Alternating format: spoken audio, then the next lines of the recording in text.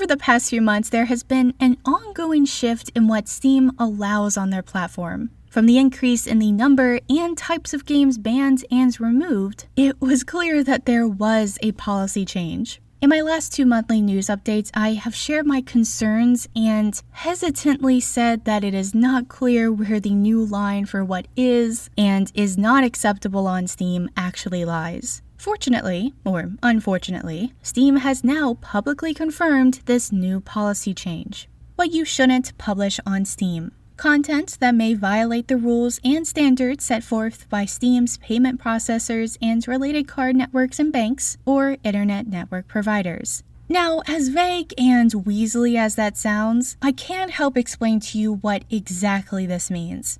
I have been talking with you all for years about how Visa and MasterCard have been quietly regulating games, art, political thought, and the impact that they have had in shaping society both on and off the internet.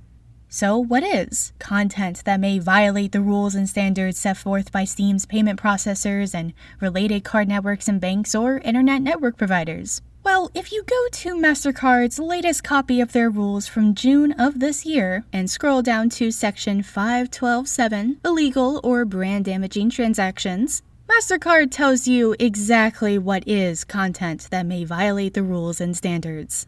The sale of a product or service, including an image, which is patently offensive and lacks serious artistic value, such as by way of example and not limitation, images of non-consensual sexual behavior, sexual exploitation of a minor, non-consensual mutilation of a person or body part, and bestiality, or any other material that the corporation deems unacceptable to sell in connection with a mark. So that means that images of non-consensual sexual behavior, sexual exploitation of a minor, non-consensual mutilation of a person or body part, and bestiality are now prohibited content on Steam. Seems pretty straightforward, right? The problem is that we are dealing with fiction and not reality. So what counts as fictional, non-consensual sexual behavior? I don't think I've ever watched a TV show or movie with 100% informed consent between two characters engaging in sexual behavior, let alone in a video game. I mean, aside from the obvious acts of physical coercion or chemical chicanery, we have to rule out content with any kind of financial, social, or other power imbalance. Likely, we would need each fictional character to be able to demonstrate informed consent before each and every interaction to verify that no non-consensual sexual behavior ever occurs. I would love for you all to share any game, movie, or TV show that fully complies with this standard.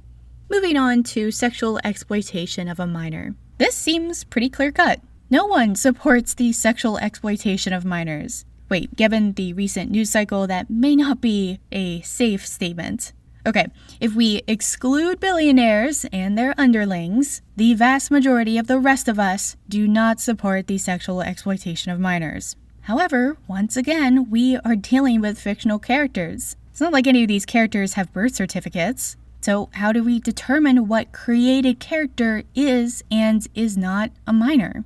Steam has been diligently regulating this over the past few years by focusing on restricting age-related contextual content like school settings, as well as heavily regulating what they consider unacceptable body type. I was actually just asked by a developer in Taiwan why Steam seems to discriminate against smaller breast sizes, and it wasn't until just then that I realized that Steam has basically outlawed the body shape of almost all East Asian adult women. While I'm sure that this was not their intention, the fact remains that the body shape of the average adult American is vastly different from the body shape of the average adult Taiwanese. It's a shitty situation, and I'm not sure anyone has a good solution about this, but I am absolutely certain that I would trust just about anyone else other than the people in charge of Visa and MasterCard to resolve this. Moving on to non-consensual mutilation of a person or body part.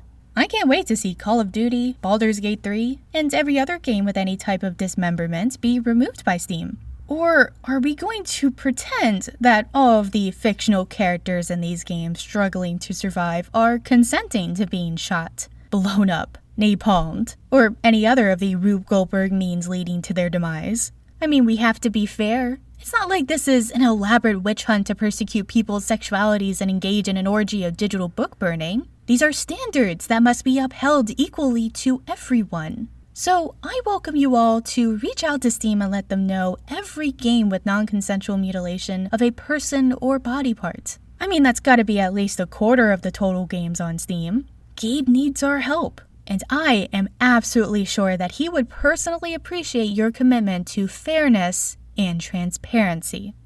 And finally, we have bestiality. Again, with fiction, it is very difficult to determine where the line is here.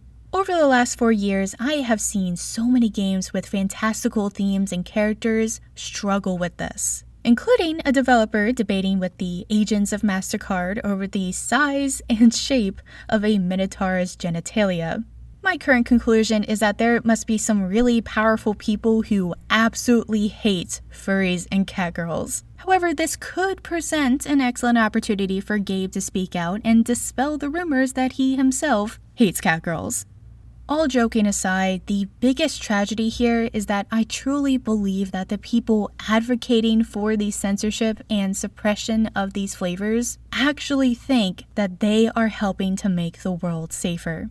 Unfortunately, it has been shown consistently that when we deny people safe and healthy outlets to express and explore their unique sexualities, sexual violence increases, crime increases, and overall mental health declines, making society and the world a worse place. Fictional content is not reality, and failing to be able to identify the difference between the two is a sign of a severe mental health issue. So that by campaigning against this type of fictional content, these advocates are in fact contributing to the eventual harm of actual humans. And sadly, most of that harm will almost assuredly, and ironically, end up being directed at women. Just because something disgusts us does not necessarily mean we should destroy it. Are actual humans being harmed by this fictional content? If so, how? Right now, all of the current research seems to show that it actually helps. If you would like to know more, I welcome you to check out my previous video from the Nordic Game Jam where I cover this in much more detail. There you can also find a whole host of links and citations to actual studies and research. You know, as opposed to arbitrary social engineering from unelected and seemingly unaccountable assholes from Visa and MasterCard. And until next time, no shaming, just gaming.